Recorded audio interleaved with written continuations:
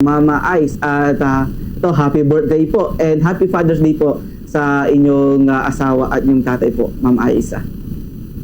Maraming salamat po. Maliwanag po ba ako na naririnig? Yes po, Ma'am Ice. Audible po kayo, loud and clear po. Yes po. Para sa ating mga magigiting na ama, maligayang araw po sa inyong lahat. At tama po kayo doon. Ako po ay may birthday ngayon. Maraming salamat. Pero po, ako po ay acting as father and mother as well. Kaya nararamdaman ko po Yes po, ang salobin ng ating mga ama kahit sa pamamaraan na ibang pamamaraan po.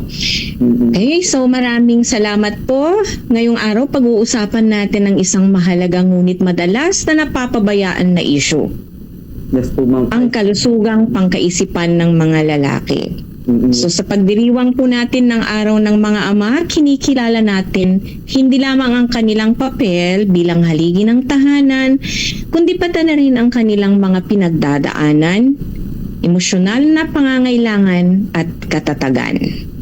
Ayun rin po naman. So, rin po itong buwan ng punyo dahil mental Yes health po. and then sumabay din po sa selebrasyon ng Father's Day. Kaya ito rin Yes po. may tanong din po natin na bakit mahalaga pong pag-usapan ang mental health ng mga lalaki lalo na sa mga ama?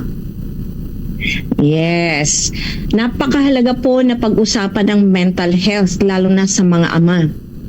Ano po? Yes po. So, kasi sa ating kulturang Pilipino, inaasahan ng mga lalaki, lalo na ang mga ama, na maging matatag, maybe tahimik, at magsakripisyo lamang. Silang tinatawag na haligi ng tahanan, di po ba?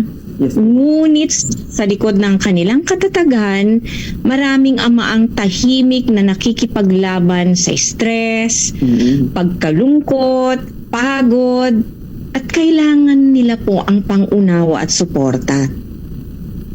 Gaya ng nabanggit mo po kanina, napapakinggan po kita yun sa World Health Organization, mas kaunti nga ang lalaking kumukonsulta para sa mental health dahil nga yun doon sa stigma o panlipunang pressure Yes at po. maybe kakulangan na rin ng kaalaman.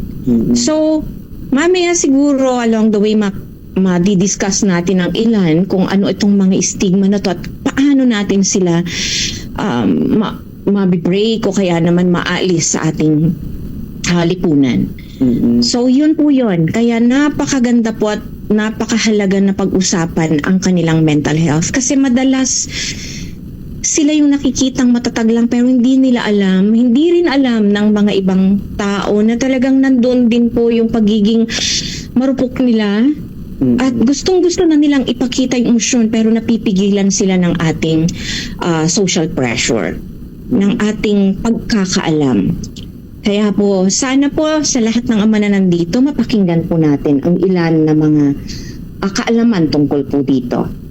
Yun din po na Ma'am Ice, dahil nga po sa nabanggit nyo kanina na karamihan din sa mga ama ay merong social pressure na dapat kinikimkim yung kanilang mga emosyon, kanilang nararamdaman. Kaya hindi na nabibigyan ng halaga yung kanilang mental health. Kaya ito rin po nagiging rason kung bakit walang masyadong nakakaalam din kung ano yung kanilang pinagdadaanan. Kaya may tanong po natin, no, Ma'am Aisa. Ano nga po yung mga karaniwang pinagdadaanan ng mga ama sa kanilang mental health? Yes, okay. Sige, dugtungan ko lang yung sinabi mo kanina, no? Mayroon kasi tayong pang-unawa sa macho culture sa Pilipinas. Ayun. Etong tinatawag na macho culture sa ating bansa, malaki ang epekto sa kung paano tinatrato ng mga lalaki ang kanilang emosyon at kalusugan ng isip. Itinutulak nito ang mga lalaking maging dominante, matatag, hindi nagpapakita ng emosyon, at palaban. So, kahit may mga positibong aspeto nito, kadalasan nagiging resulta ito sa pananahimik nila o katahimikan pag-iwas na lang sa tulong, tapos yung maling paraan ng pag-handle ng stress, di ba? Yes po. Ano yung mga maling paraan? Maybe pag-inom, pananakit, paglayo na lang sa pamilya, yun. Kaya ang tunay na lakas ay hindi lang nakikita sa kakayanang magpigil ng damdamin po, kundi sa kakayanang tanggapin ang kahinahan at humingi ng tulong kapag kailangan. Okay? Kasi po mayroon tayong mga, yun na nga po, yung tanong mo kanina, mayroon tayong mga karaniwang hamon sa mental health ng mga ama. Okay? Marami kasing ama yung may tinatawag nating invisible burden. Okay? Inuulit ko yung invisible burden. Ilan dito yun yung silent depression, okay, or tahimik na depression lang, pagkapagod o burnout, pigil na emosyon, at yung pressure na laging matatag. Okay? I-discuss ko lang briefly to kasi alam kong limited lang yung time natin. Yung tahimik na depression kasi yung hindi halata ba? At lumalabas ito sa pagiging irritable, kawalan ng gana sa dating kinagigiliwan, problema sa pagtulog, o panlalamig na sa pamilya. Okay? Tapos meron tayo nung tinatawag na pagkapagod o burnout na rin mula sa pagtatrabaho, pag-aasikaso sa pamilya, at pagiging provider. So kumbaga, binibigay na nila lahat. Tapos minsan hindi natutugunan, no? Kaya hindi napupuno ang love tank nila. Di po ba, sir? Yes po, ma'am. Di po ba? Yes po. And then we have also yung pigil na emosyon. Sa ating kultura, yun na nga yun. Marami sa mga lalaki ang pinalaki na hindi dapat umiyak o magpakita ng kahinaan. Di po ba? Yung bang parang yun na nga yun, yung stigma natin. Okay? Tapos yung, yun na nga, yung pressure na laging matatag. Maraming ama ang natatakot magpakatotoo sa nararamdaman dahil baka sabihing mahina o pabigat. Di po ba? Yes po. So, ito yung mga yun. Kaya ang sakit din sa isang ama na hindi nila maipakita ang tunay nilang nararamdaman. At masakit din na parang hindi nila maipahiwatig sa kanilang mga mahal sa buhay. Yun na nga po eh. Kung baga, eto na lang ang ginagawa nila, pagtatrabaho, pagsusumikap, o kaya naman lumalabas sa ibang pamamaraan na lang ang kanilang nararamdaman. Tuloy, hindi nagkakaunawaan ng pamilya. So, eto po yung struggle. Ito po yung totoo doon, sir. Yes po, ma'am, no. Hindi po nabanggit po kanina, ma'am. Ang dami pong mga struggles ng isang ama na hindi naman napapansin dahil kanilang tiyatago. Lalo na po, ma'am, no, yung silent depression na ang hirap makita sa isang ama na meron siyang pinagdadaanan, lalo na kung magaling itong magtago. Kaya ito rin po, ma'am, matanong since may mga ganitong klase bagay na kinikimkim ang mga ama, paano po tayo makakatulong sa kanila sa mga simpleng hakbang para sa kalusugang pangkaisipan ng ating mga tatay? Yes. Okay po. Para po sa practical advice lang po ito, ano? Yes po. At higit din po sa lahat, mamaya mayroong papel din ang pamilya. Ano ho? Mayroon ding papel ang mga pamilya. So, paano makakatulong ang mga simpleng hakbang? Practical advice po ito. Kung ikaw ay isang ama po o kaya naman ikaw ang tumatayong ama ng iyong pamilya, ng iyong mga kapatid at ng iba pa, kailangan mo rin pong makipag-usap. Una sa lahat, tanggapin po natin na meron din po tayong mga pinagdadaan ng emosyonal o kaya naman po itong mga pressure na to, kaya kailangan po nating tanggapin na kailangan natin ng tulong. Makipag-usap po tayo kahit sa simpleng kwentuhan, sa kaibigan, kapamilya. Kailangan natin na makipag-usap. Pero sa tamang tao po ha. Kasi minsan po kapag hindi po tamang tao ang ating nakakausap, baka this will lead you to even further risk. Okay? At maglaan kayo ng oras po sa inyong sarili. Hindi to pagiging selfish. Self-care po ang tawag po doon. Ano ho? Kung binibigyan nyo ng time ang inyong mga sarili. Okay po? And then, normal lang din po na humingi ng professional help. Kung sa palagay po ninyo, hindi kayo nakakapagsabi rin po sa inyong mga asawa, and I don't know why, syempre maraming dahilan niya na hindi po kayo nakakapagsabi sa kanila, o kaya naman di kayo nakakapagsabi sa inyong pamilya, kailangan po na humingi ng professional na tulong kung kinakailangan na rin. Normal lang po yun. At hindi po kahinahan ang humingi ng tulong. Ito ay tanda ng tapang. Ibig sabihin nun, hinarap mo na ang iyong emosyon. Hinarap mo na yung pinagdadaanan mo. Yun po yun. Yes. Okay? Yes po. Yes, sir. And yun din po, ma'am, no, marami rin kasi nagsasabi or tumatak na sa kaisipan ng mga Pilipino na kapag ikaw ay umiiyak, ikaw ay mahinang tao. And ito rin po yung nagiging Yes. bakit marami ding mga tao, mapalalaki man o babae, na hindi na lamang nagpapakita ng kanilang emosyon dahil minamaliit yung kanilang ipinapakita kahinaan. Dito na tuluyan na lumalala pa yung kanilang pinagdadaanan. Pero ito rin po, no, Ma'am Ay, syempre, Yes, bilang totoo. isang tatay, mahalaga din ang papel ng pamilya sa Of course, kanilang yes. kaisipan. Syempre, parang isa itong teamwork, kumbaga, ang isang pamilya. Ano nga po ba itong papel ng isang pamilya sa pag-aalaga ng mental health ng isang ama?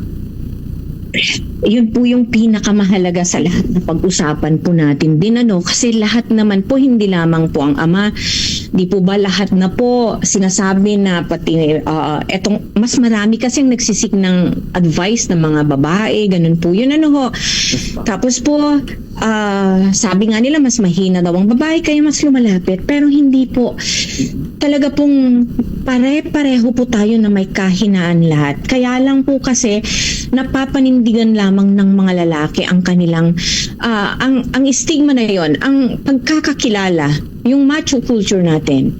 Kaya nga po, sabi ko nga po sa inyo, it's not really being weak na tayo ay humanap ng tulong sa professional o ano pa man, ng mga kaibigan, ganun po. Kaya lang po, higit po sa lahat na ang tutulong at ang uunaway ang pamilya. Yung suporta ng asawa, ng anak, o kaibigan, napakahalaga po yun.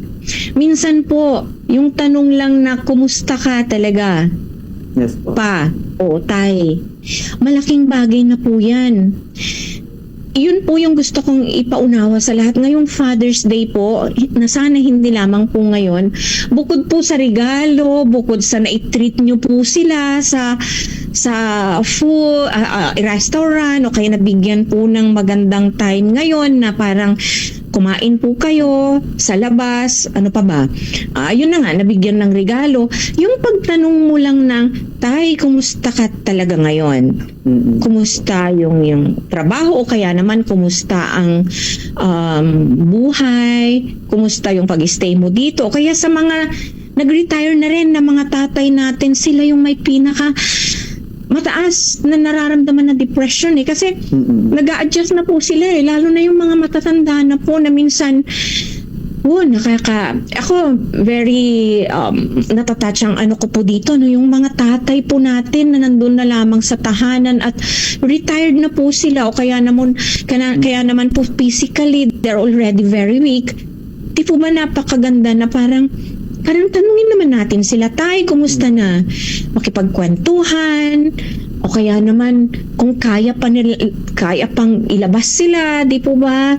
Kaya pa nilang, sabi ko nga sa tatay ko kahapon, tay, baka gusto nyong sumama, meron namang wheelchair, pwede naman po yun, kahit kaya nyong maglakad, pero dahil madali kayong mapagod, sige po, punta tayo, mamasyal. Pero kasi nahihilo na sila, kaya sabi nila, stay na lang ako dito.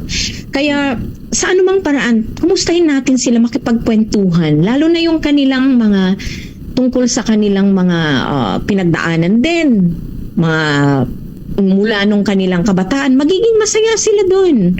Simple lang po. O kaya sa inyong mga asawa po, sa mga nanay na nandito po, o kaya sa mga misis na nandito po, of course, except po doon sa mga dumaranas ng pananakit. Sorry to discuss this. Dahil nga po, ang isang ama medyo nagiging irritable na rin siguro dahil sa mga problema. Pero sa mga wife po na nandito po ngayon nakikinig, kailangan din pong mapakinggan natin ang ama. Magkaroon tayo ng tinatawag na connection. True connection po sa kanila. Totoong connection. Yun bang umupo ka sa tabi nila at kumusta naman? Kumusta yung pinagdaanan mo this day? Kumusta ang trabaho? At ganun din po, in return naman kasi makaka-receive tayo ng ganun kung ganun ang gagawin natin sa kanila. If you feel the love tank of your husband, of course mababalik din po na ma-fill in ang love tank din po ninyo ng mga asawang babae. Okay po? Yes po, Ma'am Aisa. And karagdagang tanong din po doon regarding sa ating pag-uusapan po ng Ma'am Aisa. May sa generation din po kasi ngayon, Ma'am Aisa, may mga kabataan na nahihiya na lumapit sa kanilang mga magulang at makipag-usap ng heart-to-heart dahil parang nabuild na rin ito sa mga kaugalian ng mga kabataan na nakakahiya itong bagay na ito. Paano po nila malalabanan itong mga ganitong sitwasyon para maging mas open pa po sila sa kanilang tatay at makakausap po nila ng heart-to-heart at masinsinan po? Oo nga, no? Kasi naman, ang hinaharap bago kumain. Sometimes, minsan nga, there was a time, na nakita ko ang isang pamilya, na parang kumain nga sila sa labas, pero habang hinihintay ang pagkain, lahat sila may kanya-kanyang kanya-kanyang gadget, nagsi-cellphone lahat. Uy, pati ama yun, ha? Pati ama at ina yun. So, paano nga bang dapat gawin? I think siguro, lalo na sa mga kabataan, okay, kung sa mga pagkakataon ngayon na parang pakiramdam ninyo hindi na kayo napapansin din ng inyong ama dahil sa pagtatrabaho, at mas madalas na nasa kayo room, why not na kahit paano isingit na lang ninyo na biglang masurprise ang father ninyo, like, Tay, kumusta po? Okay?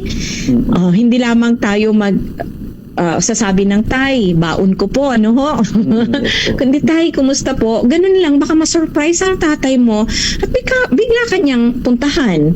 Mabago ang lahat sa isang simple lamang na salita. Nung may connection. Like, Tay, kumusta po? O kaya naman, Tay, okay, love you. O kaya naman kung hindi natin use na sinasabi yon, tapos alam mo na gumagamit din ng yung tatay ng cellphone, gawin natin.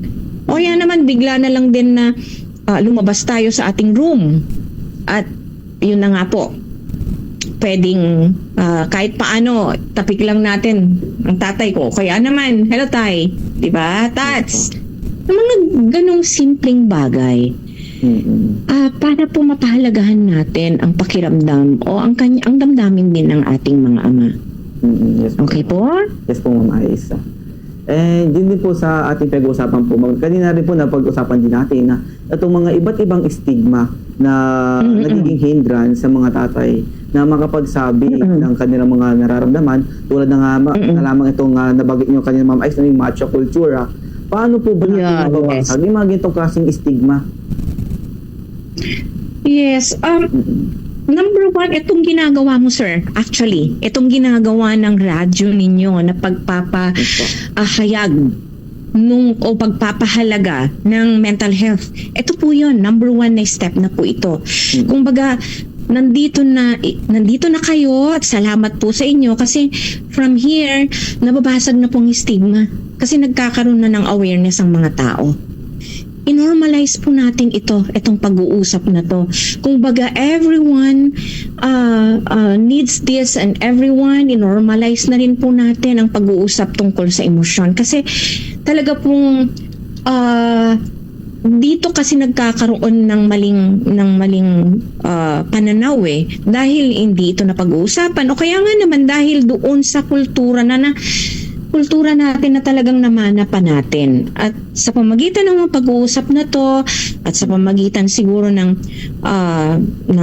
pag-normalize sa usaping ito at pagbabago ng ating pananaw o pagkakaalam natin about sa kultura natin, siguro naman unti-unti po magkakaroon ng pagbabago na sa ating mga nakagawian. At siguro mas open na by that time, lalo na ang mga kalalakihan. Kasi nga gaya ng binanggit mo kanina, bakit mas madami ang mga lalaki na nagkakaroon ng depression o kaya naman nagpapakamatay. Kasi nga po, yung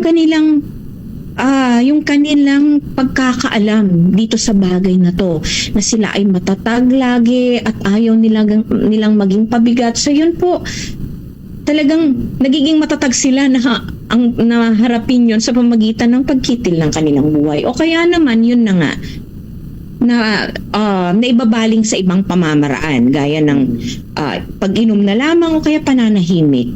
Pero sana po sa mga ganitong usapin po nagiging mas malawak ang ating kaalaman. At salamat talaga sa iyo, sir, kasi you are trying your best na mawala po ang stigma na to sa pamamagitan ng pagkakaroon natin ng mga usapin o talakayan na ganito po. Yes po, ma'am. Okay?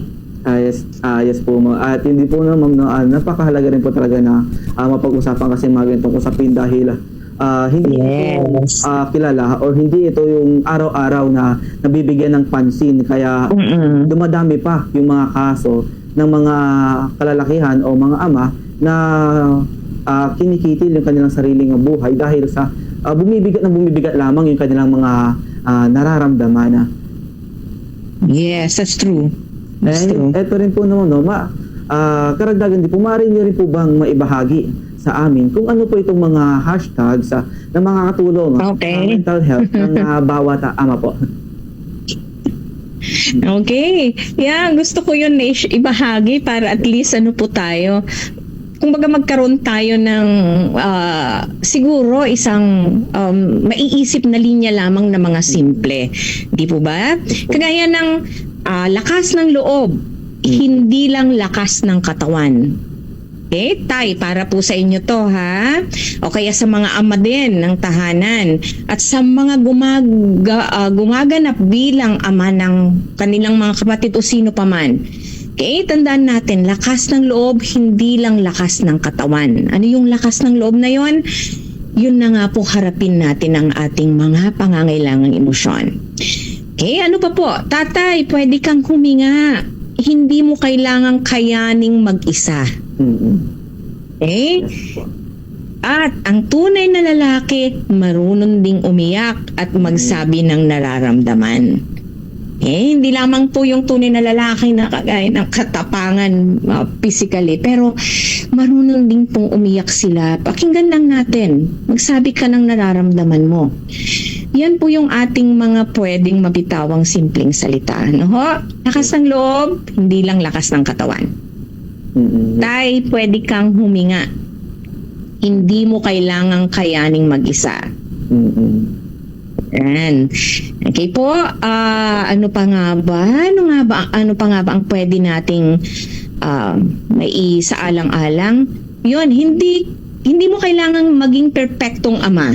Ang mahalaga, ikaw ay tunay at bukas.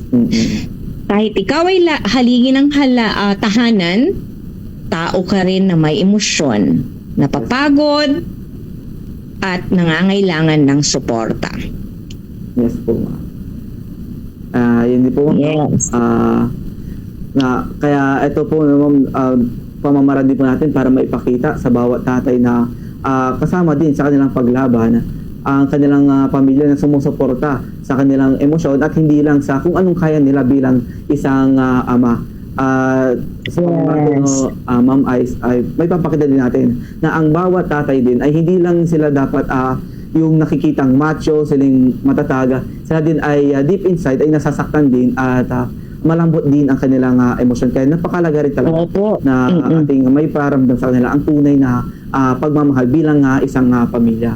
At ito rin po, Yes ma'am, po. karagdagang katanungan na rin po dahil huling katanungan na rin po. Ano po yung mga kumbaga final remarks niyo po or mga karagdagang gusto niya pong sabihin regarding po dito sa ating pinag-uusapan po?